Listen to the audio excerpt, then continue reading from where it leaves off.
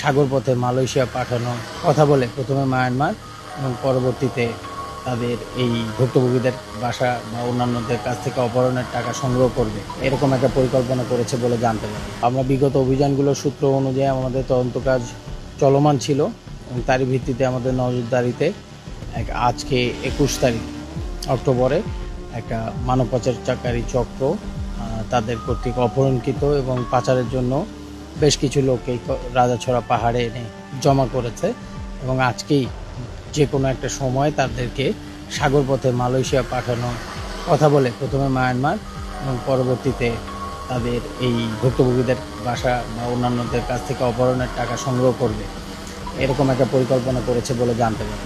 কেন আমাদের কাছে যে একটা লোক চেঞ্চি পাঠাইছে, এখান থেকে চেঞ্চি পাঠার পর আমাদের কেনাকি জল কাটার দেবে, যে আর কেটি কলা করার দেবে 700 টাকা ধরে করে বলে আনছে। তারপর যেখানে ঢুকে পারছে ওইলা, তারপরে আমাদেরকে এখানে বাসায় আনে আর কি মারধর করতেছে।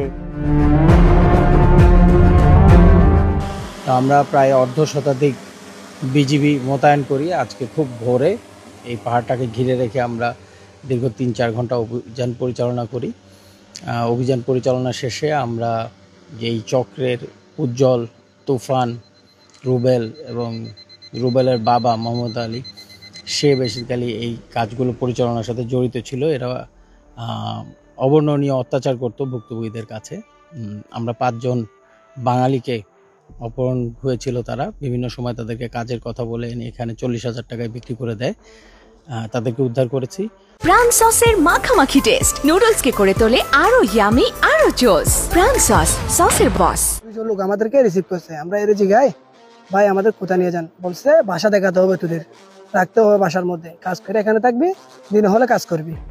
তো আনার পরে এখানে ঢুকাইছে, ঢুকানোর পর দেখে এখানে আসার পরে কয়েকটা রোহিঙ্গা লোক আছে। তা আমরা এখানে আসা বলি একটা লোককে, মানে এদের লোক সিন্ডিকেটের লোক এদের, বলি ভাই আমরা তো কাজ করবো বলছে, আমরা তো কি হবে, তোদেরকে মালয়েশিয়া নিয়ে যাবে। মালয়েশিয়া আমরা বলছি ভাই আমরা মালয়েশিয়া যাবো না, মালয়েশিয়া না যাবো না, এই কথা মুখ থেকে বাহির করার আগে আমাদের একটা মানে গিয়া দিয়া থাপড় দিয়া বাইন্দা হাত পিস দিয়ে আমার 3 দিন হয়েছে।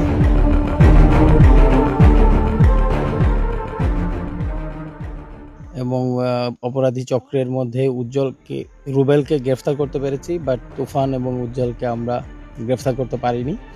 তবে তাদের খোঁজে অভিযান এখনো চলমান আছে।